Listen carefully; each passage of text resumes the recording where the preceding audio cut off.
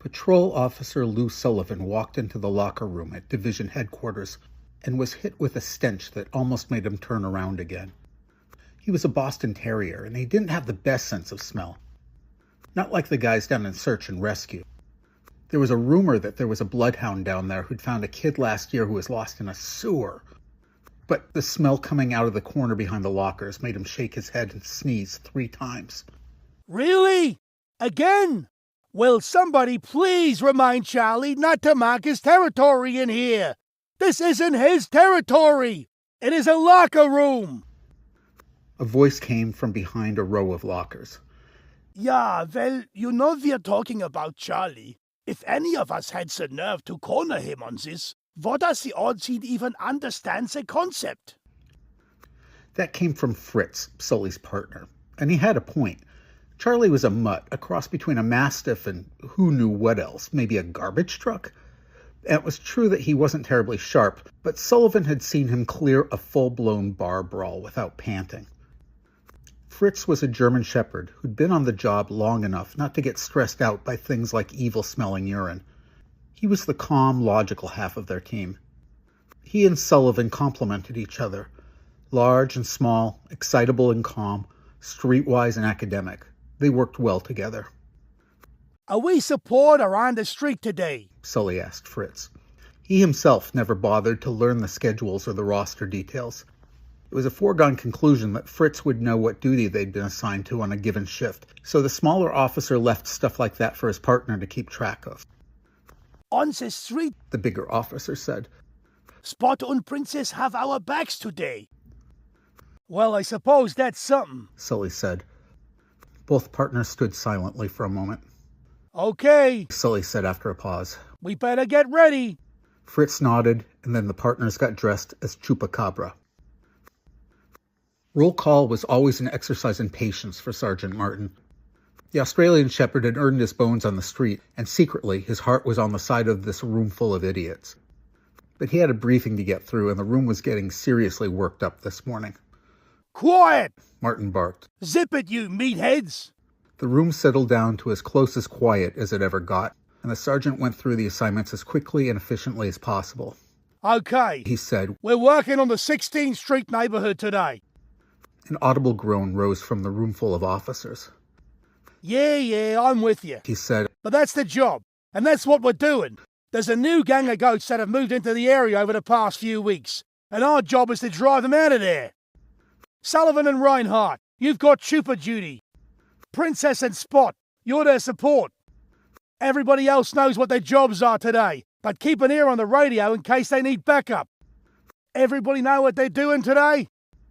There was a muttered assent. Okay, the sergeant said. Let's get out there and ram them a little bit. This elicited a half-hearted cheer from the officers, who stood up and shuffled out into the city. Although they gave themselves names like Los Cabros de Muerte, most goat gangs weren't malicious. They almost never committed crimes of violence. With them, it was all about property damage. They were adrenaline junkies. The more extreme or dangerous an activity was, the more stoked they got. Combine that with their super competitiveness, and you got a crew of thrill-jacked goats intent on outbutting each other. They usually started small by crumpling metal trash cans, but their one-upsmanship inevitably led to ramming parked cars. But because they could climb just about anything, the car butting generally led to parkouring up the sides of buildings and then flinging themselves down head-first onto the roofs of cars. Apparently, the crunch of a collapsing car roof was extremely satisfying to the goats. The real danger was that, unchecked, this could lead to traffic ramming, where the goats would dodge speeding cars until they could catch one just right and flip it. VW buses were particularly prized. This had happened in other cities. In Toledo, a ramming crew, totally stoned out of their minds on dopamine and oxytocin, had decided to take down the thick steel front door of police headquarters, making bets with each other about how many butts it would take to cave it in, and who would be the goat to do it. They rammed it in turn, bashing their heads into the door at full speed, only to ricochet off and stagger around in a daze, and then they would get high twos from their buddies. The rumor was that eventually the precinct sergeant had come out and shouted at the crew. You know it's unblocked, right? That hadn't seemed to have made much difference. The 16th Street crew was still in the early stages of ramming. As usual, they'd started with garbage cans, but had quickly escalated to dumpsters. Given how quickly they had reduced a solid steel dumpster in an alley to a crumpled ball of metal, the worry was that this situation had the potential to spiral into something truly alarming. Fortunately, this was a good time to disrupt their ramming progression. The budding escalation could be nipped in the bud if the crew was broken up. Without peers to compete against and to egg them on, the goats were likely to return to grazing from window boxes and taking expired produce off the hands of vendors at the farmers' market, which was a level of nuisance the city was willing to put up with. Compared to car ramming. This is where Sully and Reinhardt came in. In a certain sense, this was a job that had fallen to cops from time immemorial, telling a group of vagrants to take it somewhere else. One of the positive sides of goat duty was that there was rarely any animosity on either side. The goats were generally huge goofballs, and more like a group of super enthusiastic surfers than an actual street gang. Sully knew from long experience that if he were to approach the goats in uniform and order them to leave, they would tilt their heads and look at him like they didn't understand what he was asking them to do. If Sully pushed the issue and insisted that they clear out, they would look at him with deep concern, and one of them would say something like, "Oh man, I wish we could, totally, but we can't. Bodie's going to set a new record today. We can't let him do that by himself." And he would point to one of the goats in a tie-dyed t-shirt, who would smile and wave cheerfully. And they'd all look at him sorrowfully, like disappointing him was one of the great regrets of their lives. It was no use trying to arrest them, because they could climb almost anything. Trying to grab a goat was an exercise in futility. It would become the very best game of tag, which the goats would love, but would leave an officer exhausted, physically and emotionally. A few years ago, Sully had lost his temper and tased a goat, who'd gotten a dreamy look on his face and had giggled uncontrollably until the electric shock ended. "Dude, that was epic! Can we do that again?" He'd asked with a huge smile. So all in all, a straightforward approach was a non-starter. Fortunately, there was another way. Sully waited patiently behind a conveniently parked delivery van, sweating in his chupa suit, while Fritz made his way around the block and snuck up an alley behind the goats, who were absorbed in a game of hacky sack with a beanbag that they'd found conveniently abandoned on their corner. Sully waited until he got the signal from Princess that Fritz was in place, and he staggered out from behind the van, howling and wailing in as creepy a way as possible. His mother had dated a husky for a while when he was a kid, and he'd taught him all the basics of howling. He'd practiced diligently over the years and was now, far and away, the precinct's best howler. The goats' attention snapped immediately to Sully, but they stared at him in confused bewilderment. It was still early in the morning for them, and they weren't at their sharpest. It was actually close to noon, but this was early by goat standards. This is where Princess shined. "Oh no!" she screamed from the opposite sidewalk. "Run! It's a Chupacabra!" The goats straightened up, their eyes wide with alarm. Chupacabra, or goat suckers, were legendary monsters originally from Puerto Rico that resembled a cross between a rat and a coyote with terrible plaque psoriasis, and the only things that could break through a goat crew's peace of mind. This group froze up and stared at Sully with a growing sense of terror until Fritz made his move. He really hated Chupacabra duty, but he was a good sport and he did his best to play the part. Terribly, but with grim resolution. "Rawr!" he said unenthusiastically. "Yeah, I am a Chupacabra. Rawr!"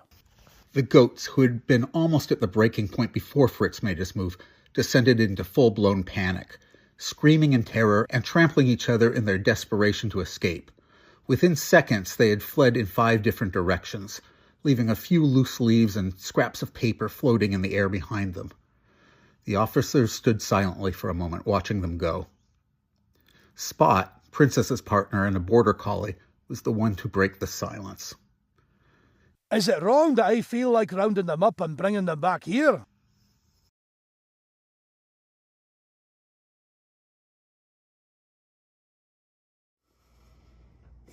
Okay, today we're going to go off on a tangent, and because subtlety is not really my thing, you might have noticed that that spells out the word goat.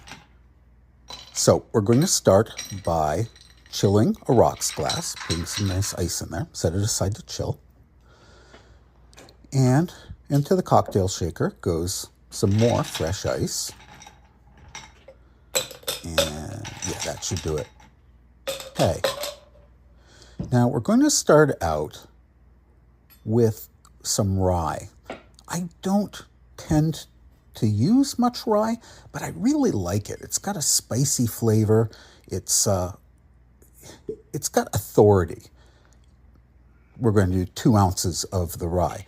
When you drink a good rye, it lets you know, hey, I'm in charge. I know what I'm doing. The rye has authority. Okay, to the 2 ounces of rye, we're going to add, if I can manage to get the bottle open. Okay, there we go.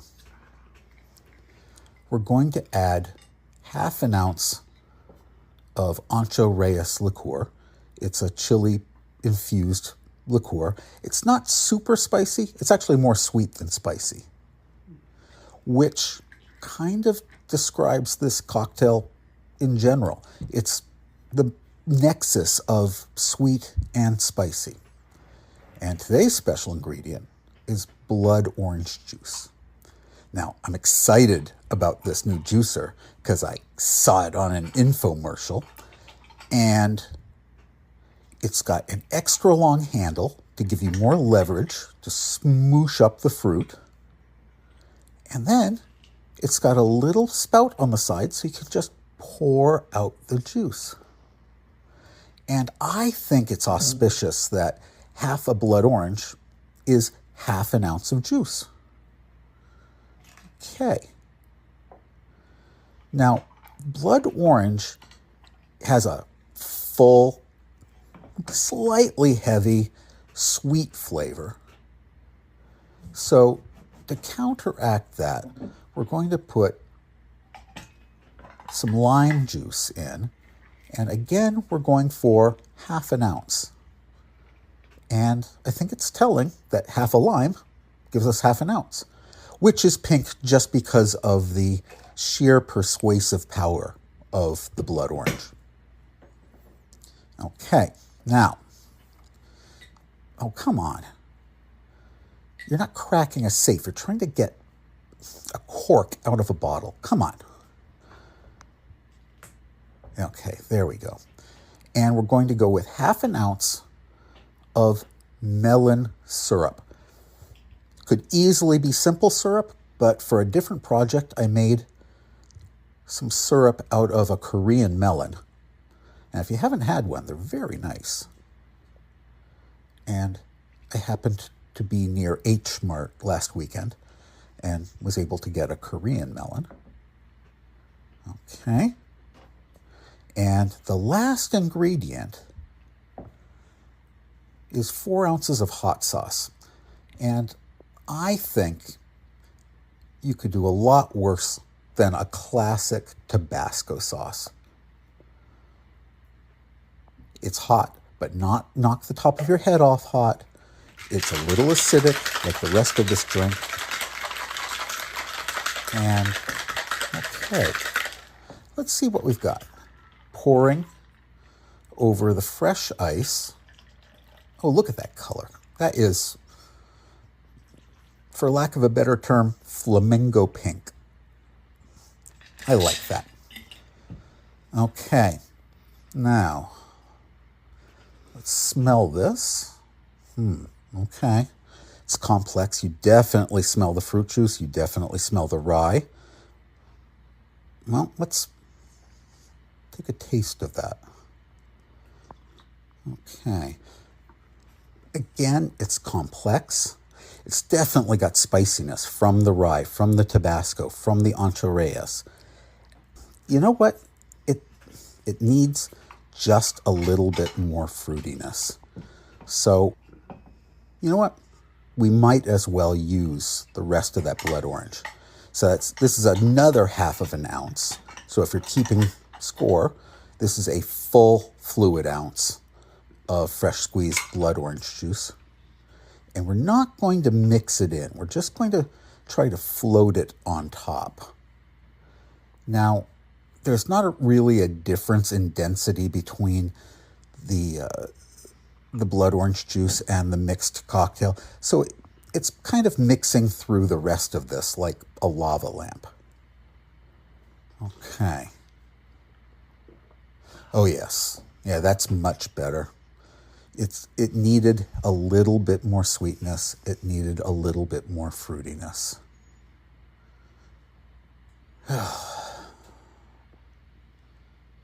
And to our friends, the goats, cheers.